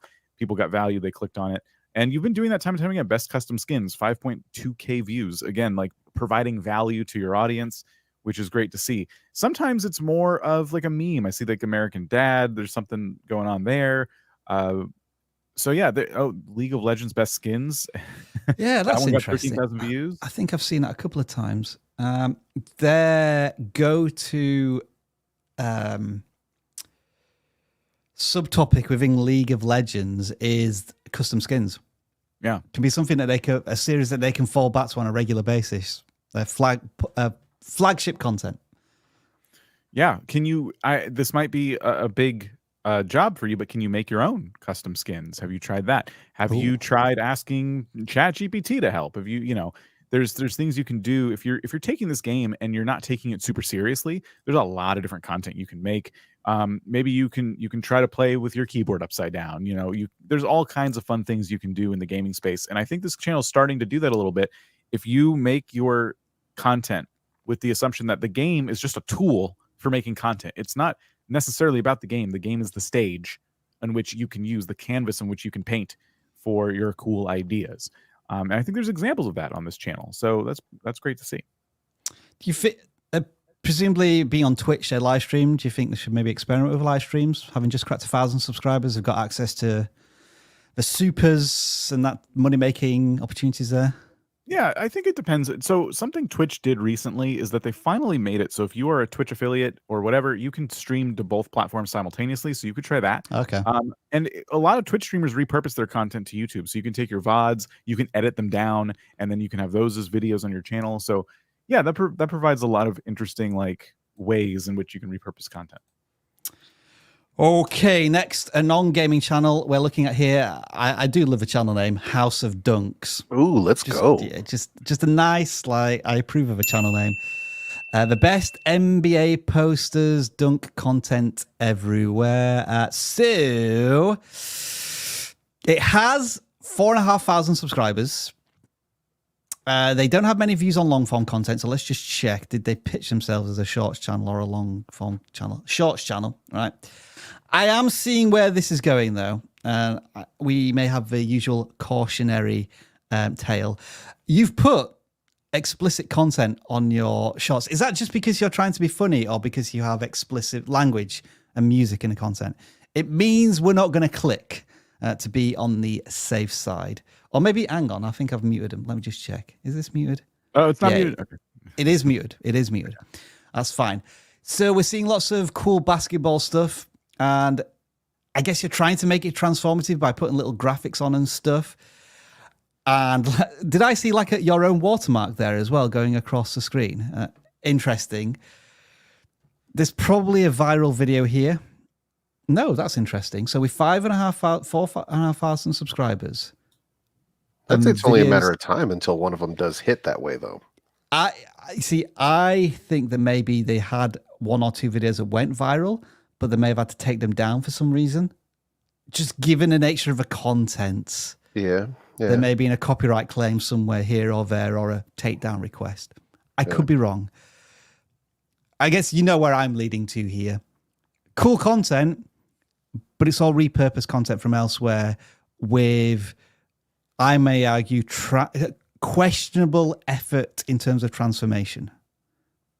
Yeah, and it can be done. I mean, I've seen it done in long form, and to be fair, short form as well, where they'll not just showing clips, but they'll be showing clips, but there'll be a story behind it. And even in shorts, they'll have it'll be like a 30-second, 45-second, very quick, telling you about whatever was happening here, or telling you a quick story or whatnot. And then in the long form content, they go much more in depth. So they are making it transformative. There's ways of doing this. There's obviously channels doing it that are doing super well. There was NBA channels that I had worked with before that are, in the 200, 300,000 subscriber range that are doing super well. But it's because not only do they cover the season while the season is going on, but they also tell you the backstory during things, or when it's draft, when it's off season, when it's playoffs. They go through year round, breaking everything down, whether it's the players, the teams, all of that stuff. But it's very transformative, even though they're using visuals that obviously they didn't make. They are able to make it transformative by doing a ton of storytelling.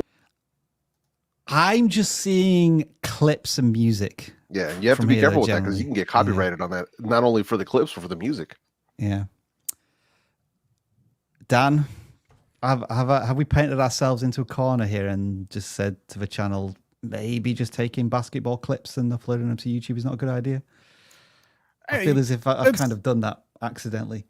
That's our stance. I mean, it's harder to depend on that content in case, the NBA does come at you and say, well, this is not cool, And so not having that control is something that would bother me as a creator, but that's a risk that they've taken.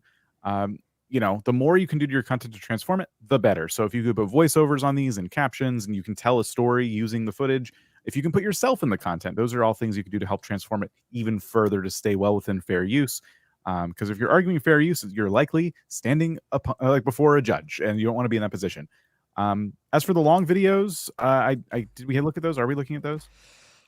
There weren't many, and those videos are getting many views, and some of them are short, some of them are long, like plays of a week. I'm guessing again that it's might likely just be clips with music. So we need more, and I think the audience is kind of telling you they want more. People are clicking on these, and then obviously I think they're leaving because you have low views, and if people were watching the whole thing, YouTube would probably continue sharing that content. So if people are not sitting through the entire thing, they might sense that you're not adding a ton of value here because there's no voiceover. It's just music. It's clips. They weren't watching the game, but you were. And so that you have all the context for it, but they don't. So anything you can do to bring context to your content is going to be super important. It would be interesting to see the swipe away rate on that channel, on those shorts. Yeah. It'd be interesting to see. Obviously we can't, but you know, it would be interesting to see that. The music is playing. I can only mean one thing. We are returning to Super Chats, sponsored this week by one-on-one coaching from vidIQ. And since we do now have a coach in the house, he can't do that. Right. Since we do have a coach in the house, Jeff is going to answer every single one of these Super Chats. Oh, what? So you can get a feel. I want to of what it's like. You don't have to say anything for this first one, Jeff. It's just grow more immigration, who's has the $5 super chat. And we've worn Eddie Ed down. He's now become a member. But by just the excellent super chats, you get your own special sound effect, which is that. Oh, he's got two sound effects this week, which is brilliant. We've also got a new member, Jeff. Lovely Scrubby. Can you give them a unique sound effect? That's all I have. It's just that one. Jeff. I wanted Jeff to give him a unique sound effect. I don't hear anything. I'm not hearing anything. Oh, that one's not working. How about let's do this one. How about this one? Wait a minute. There we go. Thank you. God, that took a while. I had to find one that was non-offensive. 9-finger wrenching. I just love hearing Rob say 9-finger wrenching. I recently hit first level monetization. Tips for getting started on using it. Well, you're seeing it right here. We're engaging with our audience through a live stream, and we're doing super chats in a fun, entertaining, but informative way. So that could be your first port of call. We've made a video about this recently. I can't remember what it's called though. Which isn't going to help you. Super helpful. Yeah. Thanks, Rob. Yeah. It's so nice of Rob to make all these videos because we don't make our titles searchable anymore. I just can't remember what it's called. It's something along the lines of if you're a small channel you monetize, do this. Probably. Okay, you narrowed it down to like 100 videos. All right, Jeff. Varney's true. Thanks to watching your videos and live streams, I took all your advice. Oh, I'm worried now. And put it in my latest video. Oh, no, it's good news. It's good news. It's all right. I took our advice and it worked. I went from 54 subs to 371 subs from one shot, getting 137,000 views. It's a start to continue with. Jeff, what's the most appropriate sound effect for that celebration? Yeah. Yeah. Sorry, Dan, did you have something to add there? My car got repossessed. My kids left me. It could have gone in any direction. I mean, I took all their advice, and my life is over. That's right. Wine and Diner. Is that where you just go to restaurants and complain about everything? That's an interesting channel then. Why I go into a diner and I whine. Anyway, thoughts on Patreon's current financial struggles, advice for expanding support from an existing audience for those with a fostering community. I wasn't even aware they were in trouble. Tell me more if anyone knows anymore. I've heard something very vaguely talking about how Patreon's like, it's never good to put your eggs all in one basket. And that includes a lot of YouTube people in our position trying to help creators. We say that too. Like if when we tell people to go to Patreon, you know, have your YouTube memberships, have your Patreon. A lot of different people or companies have the ability for you to monetize and allow your viewers to join a membership. One example that pops into mind is Discord. You can have people become a member, like a paid member of your Discord, and they get exclusive perks within that server. So that's what I would do. And I'm not saying do Discord stuff. I'm saying like find other ways to monetize outside of YouTube, outside of Patreon, because yeah, Coffee, KO-FI, that's another one people use. Like it's good to branch out. Yeah. Unfortunately, the Unknown Files has asked a specific question about if their titles fit their niche. You've been using vidIQ for the past 2 months, which is brilliant. Thank you very much. But of course, we're not looking at the channel, so we don't know if those titles are going to fit your niche. It's going to be a question we'll answer if we do a channel audit. Yeah. So here's what I would recommend, though, as a meantime they can do, is research their niche. Look at the titles, but don't just look at one other channel in your niche. Find 5 channels in your niche and see if your titles fit. If you start seeing a pattern amongst those 5 channels, and do your titles fit onto those videos as well? And if not, there's your answer. You see, that's the difference between a one-on-one coach and me, where I'll just say, I'm going to take your money and not help you at all. Jeff is going to find an excellent answer. That's why you need your own one-on-one coach. The Cal. I'm an animation channel. It can take 1+ months to finish a video. Am I making a mistake by picking a video form that takes so long to produce? No. Dan's shaking his head, so we'll throw it over to him. No, your videos can come out once a month. Your videos can come out once every 6 months. If enough people like your content and they're coming back for it, the next time you post, it will show up in their feed. Yes, posting more often gives you more opportunities to show up in people's feed. Everyone knows that, but plenty of channels who upload infrequently like that do very, very well. Some of my favorite commentary channels upload once a month, and it's torture because I just want to see their take on the latest thing, and I know they don't have time to get to all the latest things, so they're gonna get to something eventually. And when they do, it's always worth watching. They always do a really, really good job, and you can tell they put a lot of heart and soul into those videos, and that time is used well. So yeah, absolutely. I would also add that YouTube Shorts are your friend. If you can take small clips from these animations and repurpose them as shorts, just so you're giving your audience a bit of content in between those long production times, then absolutely take advantage of this. Now, this next super chat may be a autocorrect from an iPhone. Zoe Septicai says, your videos helped my childhood grow. Thank you. I think we'll just leave that one there. That was a dig at our age. Lovely Scrubby. A game on my channel produced half of my subs and almost all of the 3,000 watch hours I have. Hit the goal today. But I'm so burnt out on that game. Other games aren't working. Dan, what should he do? Or she do? They do? This is the biggest struggle of a channel that is niched down to one game. This happens. Couple things you can do. Invent yourself a new way to play that game to try to, spice things up a little bit. Other games may not work. That could be okay too, because again, you could build some new viewers that come to watch you for that other game. Another thing you could do is stop producing video content for a bit and maybe do live streams for a bit with similar games, but they are different. And a live stream helps you engage your community while you're just taking a break. If you're burnt out on your game, but you keep forcing yourself to play it, you're not going to get any better. You're not going to cure the burnout. You're just going to continue to be like depressed and annoyed about having to just be pigeonholed to one thing. So live streams are great because you can engage your current community, the people who watch you do just about anything. You can play similar games that you feel like aren't working in video form and just kind of kick back a little bit and give yourself time to unplug from that game. And then when you are recharged, you can come back to it, hopefully with, a fresh perspective, some new ideas, and people will come back and watch. So this is why I ask you to send in your super chats sooner rather than later, because we still have 20 to get through and time is running out, so we may have to expedite the answer to some of these. Bullies69, W Legend for helping people with their channels. Absolutely. And we're going to continue to do that every single week for eternity. That is the burden that has been placed upon us.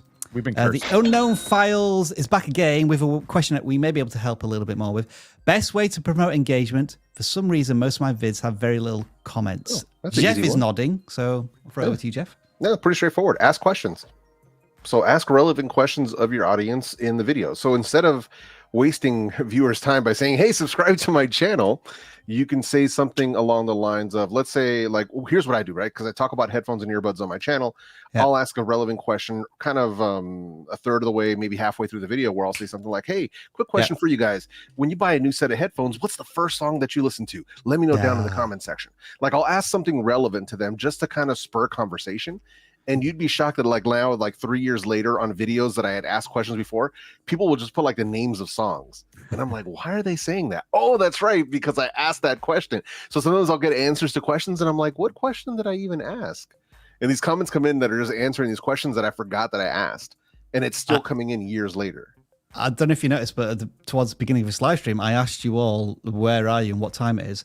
And I've just realized the thing I forgot to ask you all, which I ask you every single week, part of Self-Indulgent Gaming Corner, is what video game are you playing? Dan, what video game are you playing? Played up. Jeff, what video game are you playing right now? Party Animals.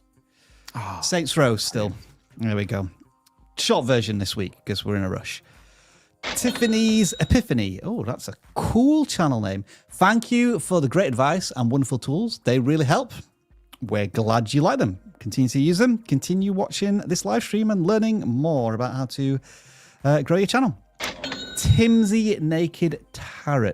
I'm starting a channel and I'm just going to rename my first YouTube channel I first signed up with, i.e. before I know joining YouTube creates you a channel. So it was just my name. Is this okay? Yeah, renaming a channel is fine. That's yeah, you're totally fine. No issues there. I'm presuming this, because there's nothing on it, it just doesn't matter. It's just a channel that's being used right now for you to post comments on. Right. You're starting afresh with YouTube's discovery engine, so yeah. Have at it. We wish you the best of luck. Retrospect. Clear 10-year-old comments from YouTube Studio delete. You're asking us a question there. How do you do that? I think so. I just think the grammar is off. Maybe their English is not their first language. Yeah. I don't see why you would need to delete 10-year-old comments, to be completely honest. Unless they're offensive, I would just leave them there. Like, why would you want to reduce the engagement rate on your videos? I'm just checking. You can't filter by oldest comments. I don't think. So I'm not sure if that would be possible to do. Yeah, I just don't see a point though. Like to me, it's like that'd be like me going back to my first video from 6 years ago and deleting why? That's a waste of time. There's better things to do with your time than deleting old comments. Here we go. It is time for a shameless plug. The bearded IT dad, not only a member of the vidIQ Nation, but joined one-on-one coaching, and my channel has taken off since signing up for one-on-one. Yes, let's take a little 1-minute diversion to go to Jeff, and you can tell us, Jeff, why one-on-one coaching is the place to be on YouTube for content creators of all shapes and sizes. Well, I mean, if you need somebody to have your back, right? So here's the thing. Here's what it comes down to. Most of us don't have someone in our lives that we can speak with on a day-to-day basis about our content creation, somebody to bounce ideas off of, somebody to learn from, somebody for support, whether it's tactical advice or even just moral, just somebody to have your back, somebody who knows what you're going through or somebody who's been where you are. That's a ton of the value that we deliver with one-on-one coaching. So that's really what's going on. And Dakota from the Bearded IT Dad, he's actually one of my own students. Oh, cool. And yeah. Oh, so cool. He's an awesome guy. He's got an amazing channel. He's helping out a ton of people. Basically, if you're looking to get into the IT space as a career, his channel is a resource for you to find out exactly what you want to do, where you want to go, what are the certifications you need. He is delivering a ton of value with his content. Look, there's Jeff right there, one of the coaches. Link in the description. $99 a month. You heard it here. several times during this live stream. Let's get back to the super chats because we still have 13 of them left. Oh man, people gotta stop sending those super chats in, man. Josh's Game Club. Last week, I began focusing on shorts for my streams. YouTube is selecting terrible thumbnails on my shorts, and they're underperforming. Is there a way to ensure the thumbnail will work for the shop? I'm in 100% agreement with you. I'm going to personally badger Rene Ritchie a little bit more and ask for custom YouTube Shorts thumbnails. In the meantime, I don't know what the answer is other than to watch Mr. Beast's channel and fume at why he may have access to creating custom YouTube Shorts thumbnails. Do people even click on shorts based on thumbnails? Because I know I don't.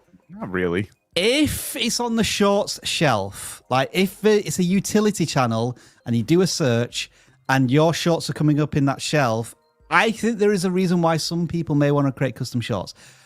But I agree, Jeff, in this circumstance, it's probably not the reason the shorts aren't performing very well because it's a wibbly wobbly thumbnail. But I have my own thoughts on that. 200, I'm going to say Norwegian krona, from the Black-Eyed Bandit. Is there any point, should we just end the question here? Is there any point to try promotions beta? And we just don't need to read the rest of it. Is there any point? That's the end of the question. Yeah. No is the easy answer to that. Yeah, I'm in full agreement here, because you're not gaining anything real in there, and the views aren't even coming from people who will become returning viewers 99% of the time. So I mean, if you feel like throwing money and getting empty numbers on a video, by all means, it's your money to do with what you will. But I would put that money elsewhere. If you're going to invest in your channel, there's probably better ways to invest in your channel. And YouTube promotions beta, unless you're selling a digital product or some sort of a service, to me, it's just a waste of time. I feel as if we're on a streak now of people asking via Super Chat whether they should use that tool. I feel as if this question has come up like 4 or 5 times in a row now as a Super Chat. And the answer still is a definitive yes. I mean, no. I mean, it's no. No, don't. It's that. It's that answer. Right, next one is Barathel. I want to try and pronounce this right. I want to always try and give creators the respect by pronouncing their name correctly. Barathelievloop. If that's anywhere near right, I hope it is. Please give suggestions targeting Asian viewers. I think you should be doing the job for you for that. I think if your content is targeted at a certain audience, YouTube will try its best to go out there and find that audience. I don't think you need to put that in the title, the description, be really explicit about who your target audience is. YouTube's a lot more sophisticated than that. I agree. As long as the video, you have to think about the video topic interest and where are the people who are interested in this video topic? Where are they located, right? So I know, like for myself, if I'm as a tech channel, if I want to target people in, let's say, India, for example, then I'm going to talk about brands that are popular in India, products that are popular in India, food that's popular in India if I was a food channel. So I need you to think about it that way, right? So it's not something where you put a setting on your videos and that targets them. That's not how that works. It has to be the video topic itself. Are people in Asian countries interested in this topic? Yes, no. No, you need to come up with a different topic. Okay, let's put a hard stop on more super chats because we won't get through any more other than the ones that have already been submitted. So do not send us your money. I can't believe I'm saying that on a live stream, but yeah, we need to get through what we've been sent already. Momming in minutes. Should we post our short videos as long form videos so we can customize the thumbnail and have the views count towards our watch hours? I would say no. That sounds like you're trying to game metrics to reach a target that you're probably not going to be able to do with very short videos. It seems like I can't think of another word, but like a desperate way to reach monetization. And if you're having to take those actions, you're not focusing enough on the best viewing experience for the audience. Yeah, I agree. I mean, you can always do a compilation video of your short, like something like that could work, but just uploading the shorts themselves as a regular video, not as a short, like basically like a short with the black bars on the side. No. Roger Trevino, having trouble finding an audience that I would fit in. I feel like I'm not skilled, knowledgeable enough in a topic to become an authority. Any advice? I don't think you have to be skilled or knowledgeable. You just have to be passionate about something. Yeah. There's got to be something in your life that you are passionate about. It doesn't matter what it is, to be completely honest, as long as it's something that fits into YouTube's terms of service and their guidelines. So it could be anything. Like that's the thing where you don't have to be the expert in anything. So Go ahead, Jeff. No, that's what I'm saying, is that you don't have to be the expert in anything to start a channel. As long as it's something that you're passionate about and people can feel that passion, you can share that with someone. That's really what it comes down to. I think your passion will always fuel your thirst for more knowledge in a topic. So you'll probably skill up very quickly in that passion. And sometimes being intentionally wrong, controversial, uninformed can be a channel in itself in some ways. But yeah, I would say whatever you're passionate about and you're already talking about on YouTube, just continue to drill into that passion more. I'm kind of an example of that, because when I came in and started my own channel, it wasn't about what it is now, but I was educated by my viewers early on.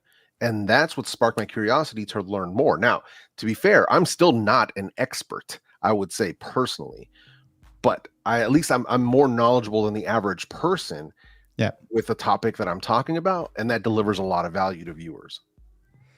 Okay, still more super chats to get through, and we're looking at Harknessius. Love vidIQ. Am I able to upload 2 versions of a video to YouTube? One ad-free for members and one with monetization turned on and public. I like excellent. The concept. Yeah, go ahead. But no, YouTube doesn't work like that with memberships. I would love it. Yeah, I would love that. I think it would hit their spam policy if you're uploading 2 of the same video on the same channel. Well, it would be the same video, but for members would get it ad free. Like you could do it that way. So there's ways YouTube could implement this, and they don't. And I think part of the reason is YouTube Premium. So because you can charge whatever you want for memberships. Oh, I see. Right. It's YouTube Premium costs a certain amount. Like how are they supposed to balance that? In my opinion, if you're listening, it should be a credit system. So if you become a member of someone's, like, if you have YouTube Premium, for example, you should be able to use like credits towards watching. Sorry, that's a different idea. I'm getting confused. I shouldn't have stepped away. It was my fault. Just YouTube. Never mind. If you're listening, I'll email you. Just don't worry. You're good. Could the solution be to first of all make the video available to members first for like 48 hours exclusive access, and then for out to the public? Obviously, if it's time sensitive content, you can't really do that. But that would be the easiest way I could figure out that potential problem. And ad-free could just be like you have to charge at least this much for membership. But anyway. My channel opened in 2009. I posted 10 random topic videos just for the fun between 10 years and got 200 subscribers accidentally. Just recently started to focus. Will past record impact, or should I just start a new channel instead? I guess it would depend on how many views they've gotten over the past 10 years. Like, is one of those videos viral where you have like 8 million views on a topic that you're not talking about? Then I would say yes. But exactly. But if that's not the case, if you just have 10 random videos that have like 100 views amongst all of them, it's probably not going to be a problem. You can unlist those videos and just start fresh. I'm confused. I'm still getting super chats. Why? Nope. We're not going to get rid of it. We've talked about it. We pinned a comment. There's a banner scrolling across the bottom. They're not paying attention. It's on them. It's Jungian with 100 Kez currency, whatever it is. Awesome. Thank you. Motivational channel. I am a new motivational content creator. Do you think it's good that I got involved in such content? I think it's great that you're on YouTube, first of all, and you want to share something with the world, whether it is to inspire, motivate, educate. The cautionary tale here is that motivational channels typically have a lower barrier to entry. So there's a hell of a lot of them on YouTube. So you really have to find a unique angle for your channel. And we wish you the best of luck in doing that. Movies Outpost. how much should I watch my competition and keep up with what they do? Don't obsess over your competition, but keep an eye on what's trending in your space. But please do your best not to compare yourself to the people who are also doing what you're doing, because that is a losing battle. Yeah. Yeah. Comparison is the thief of joy. And if anything, have a quick little mindset shift. Don't look at competitors' channels as like, oh my God, they're doing so great, I'm terrible. Use other channels in your niche. Use their success as case studies of what you could be doing and applying to your own content. Varney's Troop. Hi again. Would you be able to give any more advice on channels for younger people like mine, especially to do with craft slime? Lots of slime, please. Follow the trends. This is a great example of what you could be doing with like competitor channels. Go to those channels, see what they're up to. Don't compare yourself. Don't get discouraged if they have more or less views than you. Like, it's about finding new ideas, you know, and making content that fits that audience. Dero Laving, $4, super sticky. Thank you. I don't know if I pronounced your name correctly. Zach Bow or Baff. I don't know if you remember me. I don't. I was Caves Plays, and I've recently rebranded. Thank you all for your advice as I'm about to start posting again. Awesome. Nice. Welcome back to YouTube. Retrospect with another. This is, are they clarifying what they asked before? Follow-up, 10-year-old comments shown as new every day. Huh?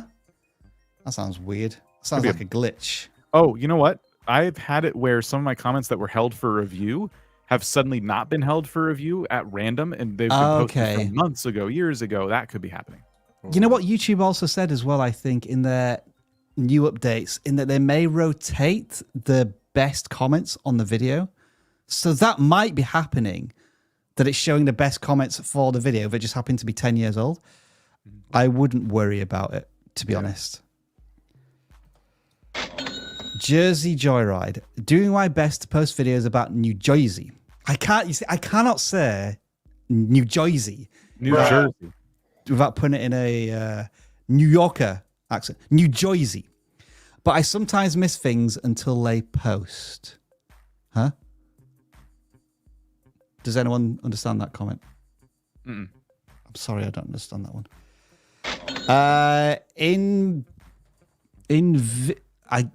Is that even a pronounceable word? Invibepticip. How can help you? How can you help us? Sorry, again, I don't quite understand if that's a question or a statement. Yeah. Lucarius is gaming with a 99 cents euros. Whew, that was maybe a record number of super chats. There was a lot there. Thank you for all of those super chats. Now, we have a few minutes left, and we're going to try something which is just going to blow our minds. All right. And I don't know if we're going to manage to do this, but I promise we would try this week. And this is, we need a name for it if this works this week. Let us know if you enjoy this idea that we're going to do. And what we're basically doing is we're going to audit a channel until it fails one of the pillars of auditing. And the pillars are thus. First of all, we're going to look at your focus and your niche. And if you're on song with that, we'll move to your thumbnails. If your thumbnails are good, we're going to look at your titles. If you pass the title test, then we're going to look at one of the hooks of your videos. And depending on where you fall over and we move on to the next channel, that's what we encourage you to focus on. The rules simple there, Jeff and Dan. Does that make sense to you? Yeah. Right. Right. Well, let's bring on stage once again the CLAAAW, and I need to adjust the numbers to make sure that everybody's included. I'll go up to 550. So let's see if this works. I've never tried this before. Dan, you said you tried it with Alexi a few weeks ago, or something similar. How did that work for you? Was it good? Yeah, a lot of channels. That's for sure. All right. That's okay, so not a great thing. So the first channel we're going to look at here is Car Zone 4X. And let me just check if they're a shorts channel or a shorts channel. So we'll have a look at the shorts. Do you think it passes the first test of its focusing on a certain topic? And I would say Almost, but it has luxury cars, it has modern cars, and then it has classic cars. And I feel for a channel to be super focused, I would be looking at one of those different topics. Agree or disagree, Jeff and Dan? Depends on the niche within automotive that they're doing. Because if they're doing builds or specific repairs or restorations, then yes. If they're just talking about facts and tips or facts about different vehicles, then I would say probably not. You know what? I have to look. I don't know if this works because I need to look at the titles, and the titles now say it's the evolution of a car through different models, and that kind of makes sense. So it's not looking at different cars of different genres. It's timelines. It's looking at cars as they evolve through the years. So now I think, that is actually quite focused. Thumbnails, we can't judge it on thumbnails because or titles. Titles, I think, are generally okay. You know, would we include the hashtags in titles? No. That's up for debate. I think this has actually got through to the does the hook work stage. So let's try it. Should we try? Now, I'm not playing the music just because I think. Well, it's just music. Yeah, music. So, is there a hook there? Kind of just jumps into it. I get it. Yeah, I mean, visually, yes. If they were doing storytelling in between these, like saying, hey, this is what happened here, here's what changed here, here's what changed here, then a hook would be required, and then we would have to say pass or fail that. Yeah. But they're just kind of getting into it and just showing you with music. I think it could be done better, to have an actual hook, but I guess the content itself is the hook. Yeah. I think it could be done better, though. All right, then. Let's move on to the next channel. I don't know if that works. We got a hard one. We got shorts, which doesn't help here. Yeah, exactly. Let's do a gaming channel now. And we'll start at the beginning, which is channel focus and niche once again. Lunatic's gonna fall behind that shelf. Amanchoo. All right. So channel focus looks like Minecraft. Survival Minecraft. Yeah. Super flat survival Minecraft challenges. I say it passes the channel focus and the channel focus. Good Lord, I can't say any words. Channel focus and niche. So the next thing we look at is thumbnails, and I would say the thumbnails need work. There is a lot of stuff in them, but I think they are overcomplicated. Too many words, too many icons, too many things going on in these thumbnails. There are so many channels that you can look at for leveling up your thumbnails, and I'd recommend doing that. Yeah. It's like the thumbnail is made, and then the creator just gets a font of the text and goes, Phew! And just it lands somewhere on the thumbnail. Deal with that. Yep. Next channel. Thumbnails. Yes. We need a sound effect, don't we, for next channel? We don't have one yet. Okay, this is next channel. What was that? Sorry, we both go ahead, Jeff. Bueller. I don't know what that is. You don't know what Ferris Bueller's Day Off? You've never heard of it? I didn't know what I couldn't interpret the sound effect. Here you go. Here you go. One more time. Bueller. All right. Very good. Bueller. Stop it. Airsoft University. I've seen this channel before. I think we can be pretty clear what this channel is about. Yep, focus is there for sure. Yeah, we've seen this channel before. We have. I think we audited this channel fairly recently. So channel focus, absolutely fine. Thumbnails, good. Yeah, generally good. They've improved. They've definitely improved from the last time. So I love to see. I love to see a return channel like this, and they've actually made changes, and changes for the better. So love to see that. Titles. I think what I remember as addressing before was that maybe the titles were a little too niche and too much into the specific audience. Like, are red dots kind of useless? Let's discuss. I get what they're talking about. Red dots on a targeting site. Why does ANSI ratings matter in Airsoft? I think that's some jargon within a title that's probably makes it less accessible to a broad audience. Mm-hmm. Mole made easy, installation guide and tips. I remember, I think we looked at this one as a good example of like how that might be more accessible to a wider audience. So is the argument here that it's still too niche to make it a bigger total addressable market? I don't think so. To be honest, No? I don't think so, because I think they're speaking the lingo of the people who are in this community. And that's something that we encourage. So I don't think they need to go too far reaching outside of it. Personally, I think they're still speaking the lingo of the people where it matters to get them to click. That's just my opinion, though. I feel like they're doing okay with that. So we're saying they've passed all 3 stages so far. So do we look at the hook of one of these? Jeff, pick one of these videos and we'll take a look. Let's go with the Z87 Plus thumbnail. Why ANSI ratings matter. Okay. ANSI ratings can be scary, especially when it's your eyes that are being put at risk if you get it wrong. We want to help take the guesswork out of it all and explain the ratings you will commonly see on safety protection for eyewear and what level you will need. Yeah.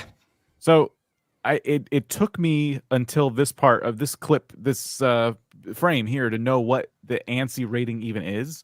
Yeah. And I know that we just talked about maybe the jargon is okay for people who understand, but when it's something as simple as like the rating of like glasses, I think ANSI rating could be in the title, and then like the thumbnail could be them holding up the glasses. I see there's goggles, but I didn't know they were goggles until we got to the larger thumbnail. So now I'm thinking the thumbnail and the hook are kind of like there could have been a better job on both fronts.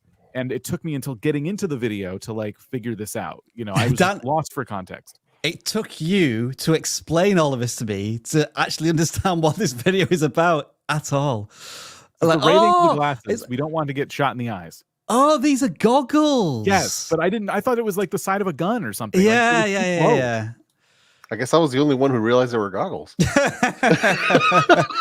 So that also says one thing, is that maybe, just maybe on this thumbnail, I would have probably zoomed out just a hair more. Yeah. Just a hair more, because it's getting kind of cut off. So there's such a thing on a product where we're too zoomed in.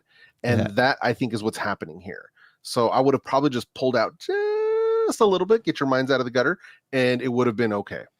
All right, channel failed. Let's move on. My mind wasn't in the gutter until you said that. Listen, I have to, we have to. People did that.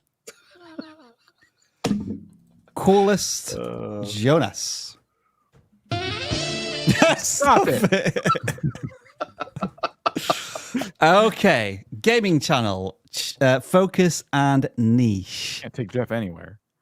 I would say that this channel's focus is a game called Tarkov, and they're showing all of the best things that they can do with certain weapons. I think they've passed stage 1 of this test. Yeah. Thumbnails, yeah, I would say 80% of these are phenomenal. I love this where they have object on the right-hand side, weapon, this 3D text that makes it super easy to read, and then his reaction on the left-hand side, very templated, cool branding, but they all have a unique touch to them all. Fantastic thumbnails. Mm-hmm. Titles? Yeah, it's in a lot of these. Simple. They all are, I think they all have like a bit of intrigue. They're aiming for curiosity and intrigue. So I would say I'd give them a pass on both so far. It was like, all of these look like game I'm playing, but, and whenever you add that word but, it creates the curiosity gap. All right, so I think this channel's doing really well with the view counts solid against subscriber size. Dan, I want you to pick one of these videos and let's look at the hook. Let's do this revolver can one tap people. Will I hit the shot? Got it. What's that? Hello people. Today we have the Rush 12. This pistol is an absolute tank, right? These rounds hit like a literal cucumber. Anyways, we have 10 Rush 12s. We have some lovely green. All right. I'm going to say that the hook, I almost clicked off the video. I'm not in control of the mouse, but just as a viewer, I would have clicked off because I thought there was not going to be a proper intro. When I just see person in the corner and gameplay in front of me without any words or context, and it looks like I just tapped into a live stream that it's in the middle of, I'm thinking, is the whole video like this? And I'm not giving it a lot of time before I'm clicking off of that. So I think Just to clarify, Dan, you're meaning this bit. Hey man. Oh, hang on. Yeah. Sorry, I went on another video, but it was exactly the same kind of hook, right? Yes. I think they're trying to show an epic gameplay moment, but it's too dark on the screen. Yeah. And I feel like I don't know how long this is going to be, and I'm not going to stick around to find out. So that is my gripe with their hook. And I think we're being hypercritical here. I think once they get into like the proper introduction, and especially that bit about like this gun hits like cucumbers, like that was just such a beautiful touch. I mean, just unlike I'm not going to say unlike Dan, but as opposed to like what Dan was saying, it didn't. The gap there didn't bug me too much because we were okay. We kind of got there, but I agree. Some of the footage was a little dark. So I might have edited it. I might have put like upcoming in this video. Like if we're doing a preview of what's coming up, something like that on the screen to kind of make it obvious that we're previewing something. I think it would have made a little more sense. HamJazz, outdoor adventures, oceans, lakes, mountains, deserts, and lots of woohoos. Okay, let's see. I don't think the channel banner matches contents. I think they're, but it is actually about ham radios. Okay, so that's a bit confusing. Yeah, but I don't want to judge it just on a channel banner because most people won't see the channel banner, but they'll be seeing these videos.